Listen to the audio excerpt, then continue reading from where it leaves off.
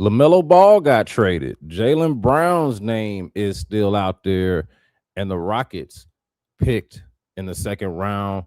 We're going to break it all down right here on the B block with B Scott.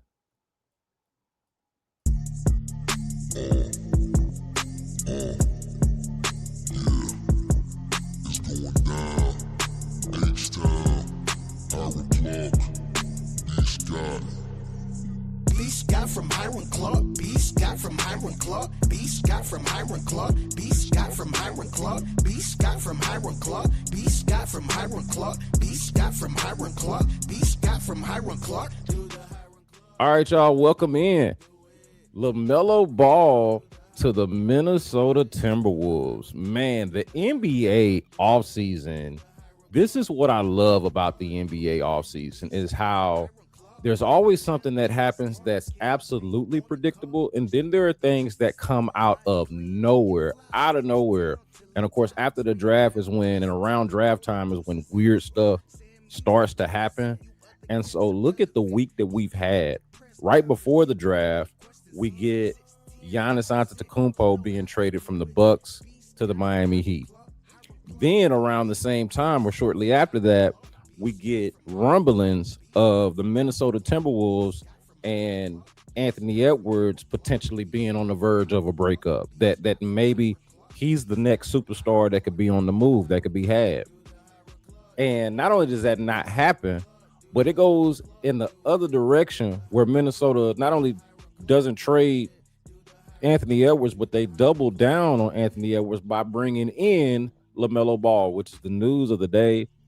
The Charlotte Hornets have traded LaMelo Ball to the Minnesota Timberwolves for Naz Reid, and there's some shrapnel around there, draft picks, pick swaps, but that's the long or the short of it, really. Like when you get down to the nitty gritty of it all, LaMelo Ball going to the Minnesota Timberwolves. And somebody did ask me, I'll address this in a little bit in the show, if this is a price that the Rockets should have been involved, or at least a price that you would have wanted the Rockets to pay.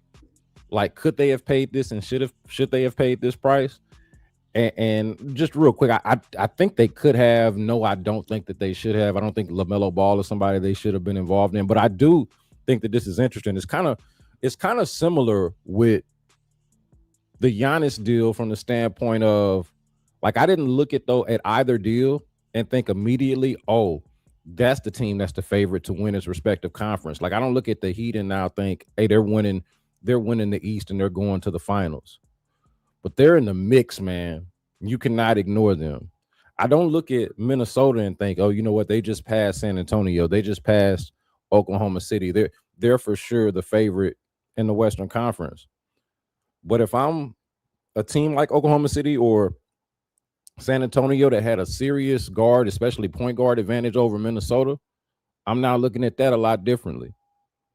If I'm the Denver Nuggets, a team that has developed somewhat of a rivalry with the Minnesota Timberwolves and has been overall more successful as a team, I would look at that and think they're trending up and we're trending down. So this is a big win for Minnesota, even if it's something that I would not have done if I'm the Rockets.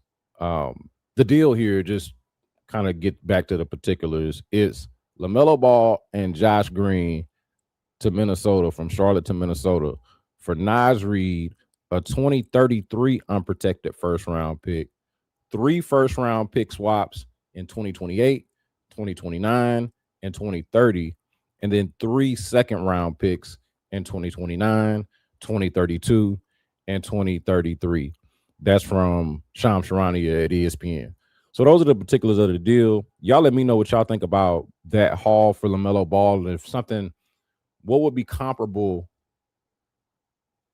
for the Rockets in a deal like this? If they had, let's just say they had sent Şengün,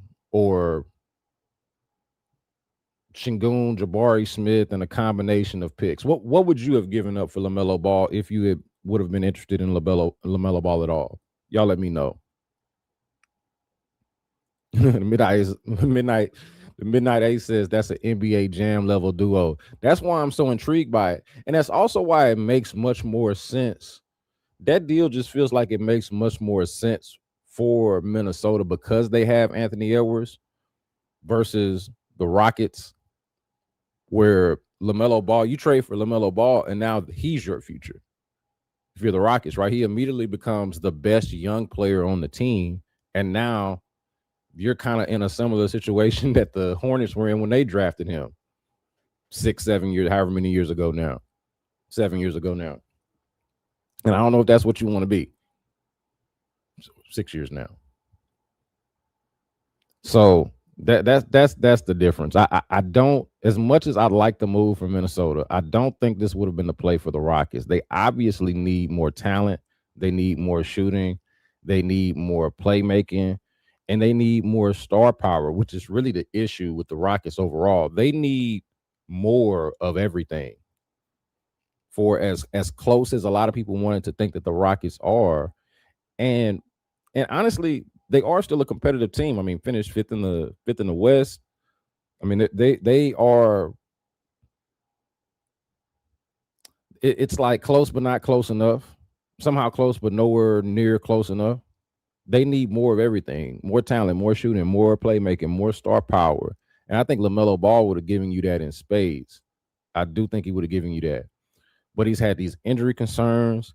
He's had off-court problems as well that I think would make me hesitate to trade the type of value, like what you see here, to trade the type of value that it would take to get somebody like him. And I don't think that you can get somebody that is that good at that age for a discount just because you got some concerns about him.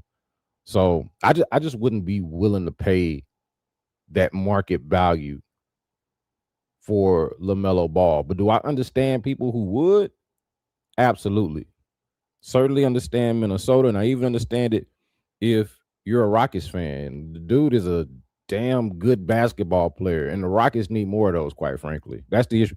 The Rockets need as many good basketball players, particularly ones that can shoot, because they have some good basketball players. They just don't have enough good ones that can shoot, and two of their best ones can't shoot. So they need more of those. I get it. But I'm okay with the Rockets not being involved in this one. Apparently, ESPN says that it was Toronto and Portland who were also in the mix for LaMelo Ball. But I already thought that Minnesota was a serious team just off the strength. I would say Minnesota was a serious team just off the strength of Anthony Edwards alone as their centerpiece. Maybe not alone, but as their centerpiece. I thought that. Now they've added LaMelo Ball. They kept Jaden McDaniels. They kept Rudy Gobert. And they brought back Ayu Dosunmu on a pretty huge deal. So I think that if you're looking at Miami as a serious contender in the East, then you should be looking at Minnesota as a serious contender in the West. Right? Like LaMelo Ball is not as good as Giannis, but I don't think Bam is as good as Anthony Edwards. And Minnesota, I would also argue, was already a better team, and they didn't have to tear it down to make this move. So y'all let me know what y'all think about the deal. The Midnight Eight says that it's a better pickup for the Wolves instead of Ja since Melo can shoot. Yeah, no, this would have. That's an interesting comparison. I'm glad you said that because those are the two like young superstar wayward guards who have been injured but have also been elite when they played. And one of them can shoot and plays a much more below the rim, vertical, like a below the rim and away from the basket kind of game is what I'm trying to say. And Ja Morant plays a much more physical and contact, doesn't really shoot it as well, nearly as well.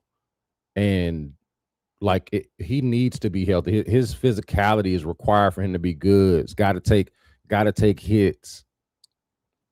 You know, I think it's just the different player archetype makes him more worthy of taking that shot on or taking that risk on. But yeah, I agree. It's a better move for the Wolves instead of Ja. I think if I was backed into a corner of young guards that would give me pause before I want to trade for him, like which one would you pick? It would be LaMelo Ball for sure. But what are the Rockets going to do? Is the question. What are the Rockets going to do? Because Jaylen Brown is still out there. If you would have told me, let's go back to Sunday or Monday before the draft, which was Tuesday. If you had taken me back to the beginning of the week and said, who do you think gets traded first? Jaylen Brown or LaMelo Ball? Who do you think gets traded for both? Let's say that one of these guys is going to get traded before the end of the week, and one of these guys will just be hearing about he might get traded. Which guy do you think is which? I would have said Jaylen Brown by now. But you look up, not only does Giannis not get traded for Jaylen Brown, but then a whole nother different superstar gets traded before Jaylen Brown. Dude is still out there. And I actually enjoy watching the range of opinions on what Jaylen Brown is as a player. I enjoy the range of opinions because there's a range of options that the Rockets have on how they should attack their all season, how they should attack the future, and whether Jaylen Brown trading for Jaylen Brown is a good idea. Now, I'm curious what y'all think. Every time we talk about this, I open the floor. Just want to know how y'all are feeling about it. We got a lot of people that are adamantly against it. One of my who was it? I think it was Brad, who I do the show with, the Rockets Collective. I think he said you don't want to sell your soul for Jaylen Brown. So that's a firm no. But you got a lot of people who are for it. I did a 4-hour radio show really all week leading up to today, but I did 4 hours yesterday with Ron the Show Hughley on the Drive, Sports Radio 610. And we did a segment about Amen Thompson. And he mentioned in passing that he would actually trade Amen Thompson for Jaylen Brown. The context of it was like, what is Amen Thompson, and should he be untouchable, as the reports seem to have indicated over the last couple of years whenever trade talks come up, that, Amen Thompson is untouchable. Should that be the case? That's what we talked about. And then I did a live stream with Will and Lashard Binkley. Will does a show with Brad, the Brad on Will show. Brad wasn't on with us yesterday, but with Will and Lashard on the Rockets Collective, Will says that Jaylen Brown might not even be a top 20 player, which shocked me in the moment. And I didn't feel like we had time there in the, like, for the amount of time that we had allotted for the show. I didn't feel like I was really able to push back on that, but it surprised me, to say the least. I did a poor job in both of these settings, the show with Ron the Show on Sports Radio 610 and the Rockets Collective with Will and Lashard, of pushing back against some of these ideas. So I'm gonna do it here, since this is my show and I got a couple of minutes to do it. First, with Ron's point about trading the men for Jaylen Brown, and I mistakenly said that I agreed, just because in a vacuum I understand wanting an all NBA player who can shoot versus a guy who is like, has a lot of potential and has improved, but still up to this point cannot shoot. It's kind of like the for sure, you kind of take the bird in hand, so to speak, is the way I look at that. But this was a conversation again about whether a man should actually be untouchable.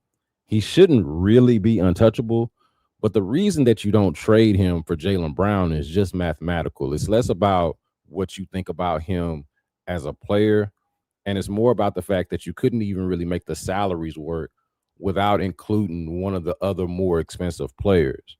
So Amen's has not signed his extension yet, and his extension has not kicked in yet, right? So, because he hasn't even signed it.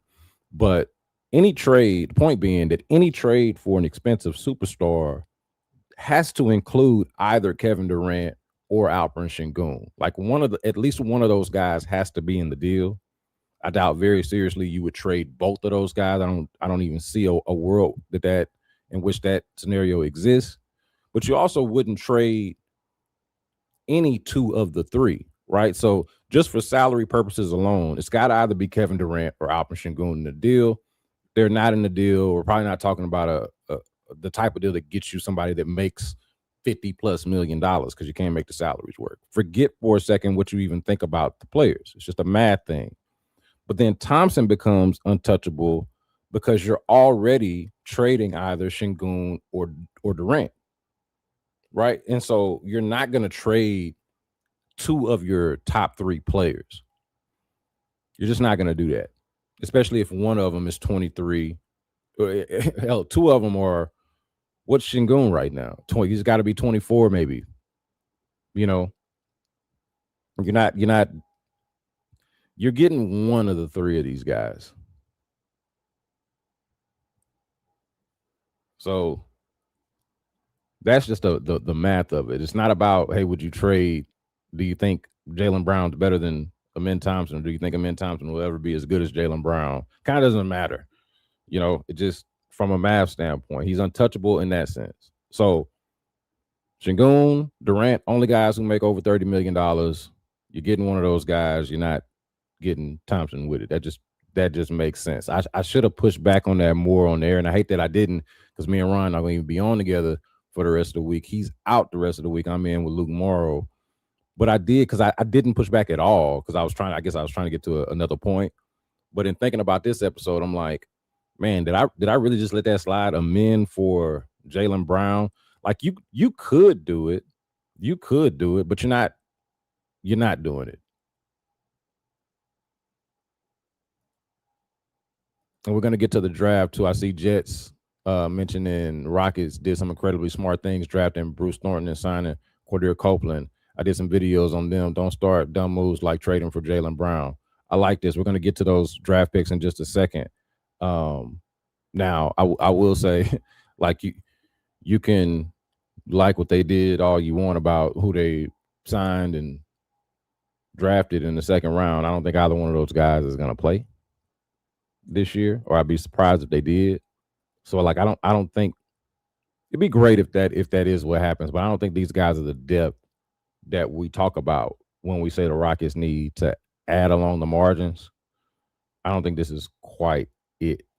But real quick, on Will saying that Jaylen Brown isn't a top 15 or top 20 player, if you don't like Jaylen Brown enough to where you would want to invest in him for the future, I get that. But saying he's not top 15 or top 20 right now does surprise me when I hear that. And talking about selling your soul. And I guess that's kind of tied to the same thing. You don't want to sell your soul and tie your future to Jaylen Brown. I get it. But my opinion of Jaylen Brown did change this past season. I didn't feel like this past season was a fluke. Y'all can feel free to disagree, obviously, but I didn't think that. There have been number twos in the past who won Finals MVP, but Jaylen Brown was an All-NBA player and a regular season MVP a regular season MVP candidate at least, top 6 finish in MVP voting. And I can't shrug my shoulders at that. You finish all NBA, top 6 in MVP voting. I got to give you the respect of at least you're a top 20 player. Now, maybe there are 20 players that you can name that you would rather have, but presently standing, he is at least top 20, and I think he's comfortably a top 15 player in the league. So the question for me is not whether to trade certain players for Jaylen Brown. I think a reasonable combination, I will disagree a little bit with Jets on stupid moves about Jaylen Brown. I think a reasonable combination of players would make sense for him. But the question is really whether you believe in building around Jaylen Brown beyond the Kevin Durant years. Because I think it'd be worth the experiment to see how they played out over the next couple of years. But if you trade for him, you're talking about extending him. And for the amount of money that you would be extending him for, you're also talking about making him your franchise player beyond the next couple of years. And this is the other side of the trade to think about. I guess to Jet's point about, what do you say, doing dumb moves. If you got some hesitancy about that, then that is a dumb move. Romy says that he doesn't think that Jaylen Brown and KD can coexist. Do you mean from a personality standpoint? Because KD can play with anybody, and Jaylen Brown has already shown that he can play with Jason Tatum. So, I mean, if you think that there could be like a personality clash here, maybe that's it. I don't see that. I think more than anything, not that they can't coexist. I just don't. I'm not sure if that's good enough. That's better. Jaylen Brown and KD is better than Alperen Sengun and KD. But then if you trade for Jaylen Brown, you're probably also losing either Jabari Smith Jr. or Reed Shepard. It's the tough part about these trades.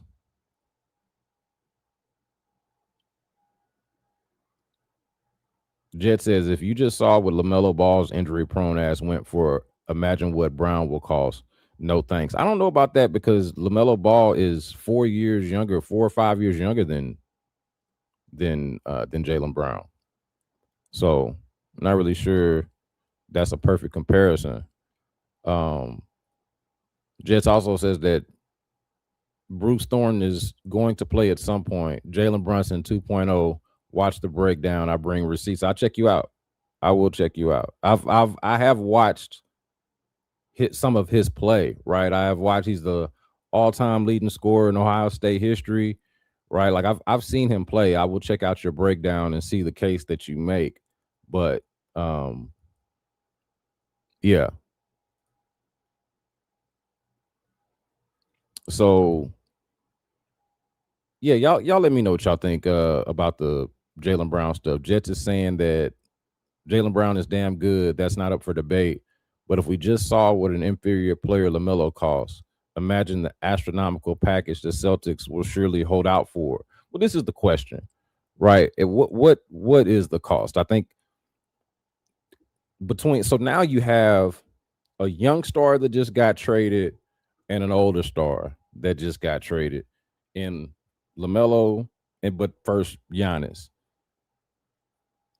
I think you can use those as like reasonable enough comps to say what it would go for, but it always comes down to who your most expensive players are.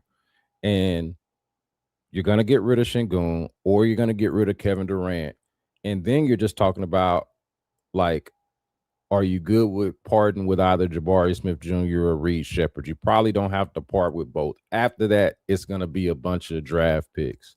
How attached are you to your draft picks? Becomes the question. And I've made the case on this show already that like the draft picks could turn out to be super valuable. There's a good chance, especially with these new lottery rules, that the 2027 picks could be top picks. You got the swaps with Brooklyn and Phoenix. The Midnight Ace says that JB and JT are 1A and 1B in no particular order. This was my thing. Like, so a couple of years ago, Jaylen Brown wins finals MVP on a team that we all knew was Jason Tatum's team. Okay. The next year, I feel like Jason Tatum actually sets himself apart, despite Jaylen Brown winning the finals MVP and kind of being the 1B, if you will. Jason Tatum, I thought, separated himself that following season from Jaylen Brown by like a lot. He was clearly their best player, and Jaylen Brown was clearly not the year after they won the championship. Then by the end of the year, Jason Tatum goes down, right? We get into this past year, and with no Jason Tatum, Jaylen Brown steps up in a way that I honestly did not believe him to be capable of based off of the way that he played the previous season, despite the fact that the season before that, he had won finals MVP. This is what I'm saying when I talk about the opinion of him evolving over time. I didn't think he was capable of what he did last year. So I probably would agree with the point last year of, man, he's probably not even a top 20 player. I could have seen that. Man, what you supposed to do with, what do you average, 28? What you supposed to do with 28 a game, 6th in MVP voting, available, durable as hell, all NBA, like, yeah. Jet says that Jaylen Brown only makes sense if you're keeping Kevin Durant. Şengün would be the one leaving. Brown, I think it's just going to cost way too much. I think this is it comes down to kind of an economic cost benefit analysis. I'm okay with the simple, this is where we probably differ a little bit, Jets. I'm okay with the trade costs. I don't know how much I'm bought into the investment on the back end, the extension and the amount of money that you'd have to pay Jaylen Brown later on. Do I think it would be worth it to give it a shot with a team led by Jaylen Brown and Kevin Durant? I got questions on if that's good enough, but do I think that's better than what they had last year? Yeah, I would be interested in building a team around that over the next couple of years. But if you bring him in, you're talking about extending him and probably investing in him longer than or more past, well past just the next couple of years. And that's the part that I'm shaky on.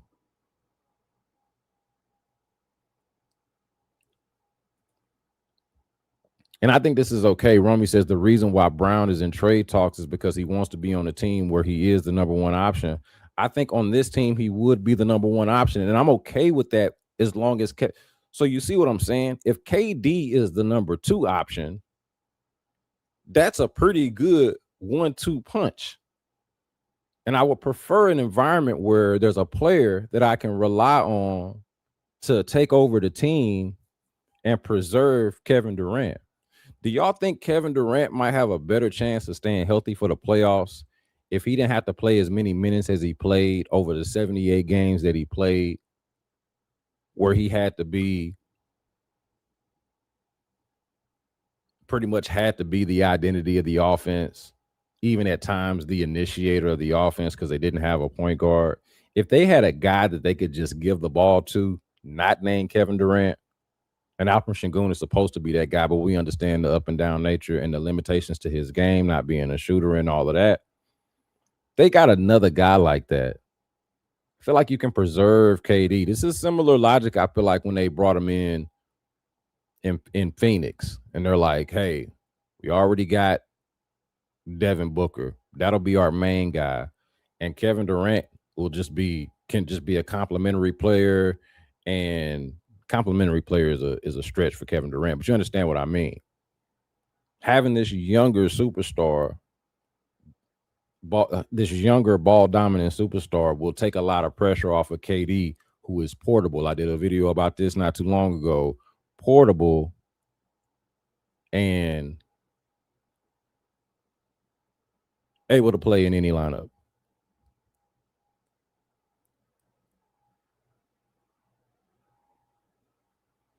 Yeah, I'm not really worried about Jaylen Brown. Jets is talking about his percentage from three. He is a creator, like right, 28 a game. I don't really care about if Jaylen Brown was coming in to be a spot up shooter, then this would concern me about these shooting percentages. But the ball is going to be in Jaylen Brown's hands, and Jaylen Brown will be doing Jaylen Brown things. The 3-point shooting, the 3-point percentage that you care about is Kevin Durant's. The 39 to 40%, 38, 39, 40%. Oh, no. What am I talking about? KD, what was KD this year? Like 41%. I don't even talk about. Yeah. I'm not bringing Jaylen Brown to spot up from three and to be a 3-point shooter. He'll hit some threes, he'll miss some threes. He'll take, he'll take Jalen Brunson, Jaylen Brown, Cade Cunningham. Like he'll have the ball in his hands most of the time.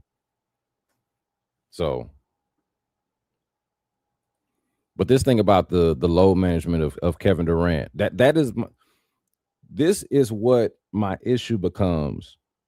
Everybody is mad about the Kevin Durant trade and says that the Rockets should have buyer's remorse. They shouldn't have done it. It was a mistake and all of that. Well, I disagree, but I got a real tough time arguing because the part that I was excited about when they brought in Kevin Durant is not what they ended up doing. Now, they weren't necessarily able to do it to their fullest potential because they got injured, but to the point of the young guys, My argument for the KD trade was the young players that they kept. I thought the young players would be able to shoulder more of the burden than they were able to shoulder and not have to rely on Kevin Durant in the way that they did. And as Romy mentions here, they had to play Kevin Durant more minutes because of injuries. And so it's not just the minutes, it's the usage. Right. And they did a better job of this, putting them off ball and at times making them a decoy toward the end of the season when they win. What was that? Whatever they won, 9 straight games or whatever, however many games it was they won. Like, they did a better job of this. But it wasn't just the minutes. It was the usage. It was Kevin Durant bringing the ball up the floor. Kevin Durant having to initiate the offense. It was a lot of goofy shit happening, if we're being honest about it, man. Kevin Durant having to handle the ball way more than I think was ideal. Like, sorry, Amin and Reed, and I guess that's the tough part about it, though. If you can admit that those guys weren't ideal point guard options, you kind of got to let Kevin Durant do a little bit of that. But that was an issue. Alperen Şengün initiating the offense from the 3-point line. Like, ISO, Alperen Şengün ISOs from the 3-point line. Almost like it was almost like self-harm. It had to put me on watch because I was so upset about that.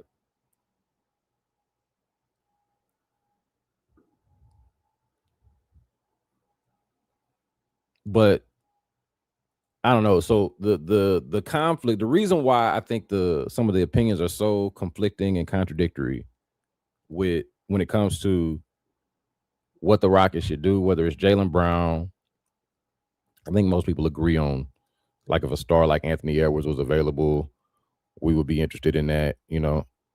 I think most of us are good with that. But the thing, and I was thinking about this yesterday when I was doing the Rockets Collective, it's like the Rockets are such a tweener of a roster right now, because you can make solid arguments about them needing to upgrade on both ends of the roster, that their combination of stars, quote unquote stars, their best players, is not quite good enough and certainly does not fit to perfection, and that they are also not a deep enough team, excuse me. They are not a deep enough team on the back end. So let me say that again.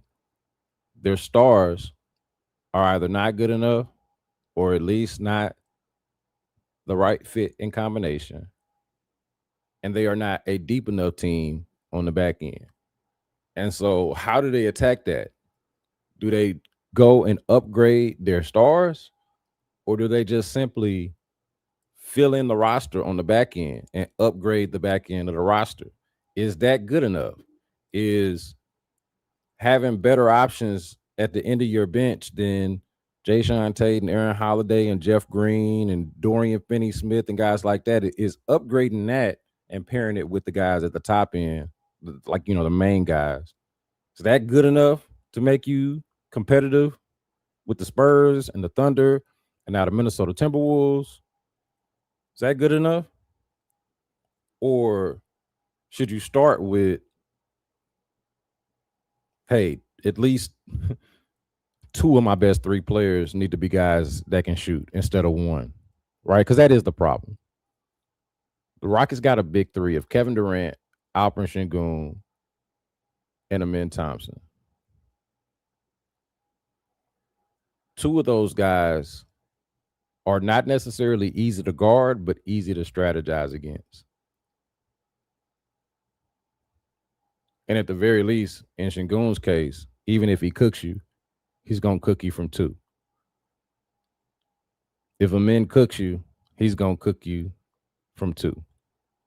And he might be the least likely to cook you.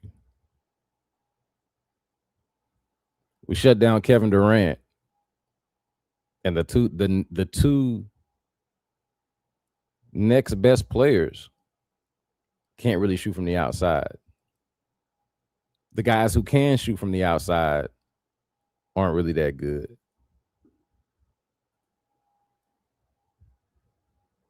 What do you do with that?